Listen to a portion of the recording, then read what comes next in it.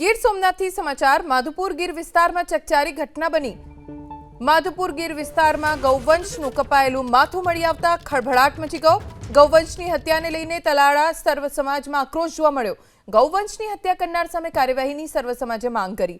મામલતદાર, collector અને જિલ્લા police વડાને આવેદનપત્ર આપવામાં આવ્યું। માધુપુર ગીર વિસ્તારમાં ગૌવંશનું કપાયેલું માથું મળી આવ્યું છે, જેને લઈને પશુ પ્રેમીઓમાં આક્રોશ જોવા મળ્યો। તમામ પહોંચ્યા આવેદનપત્ર આપવા માટે।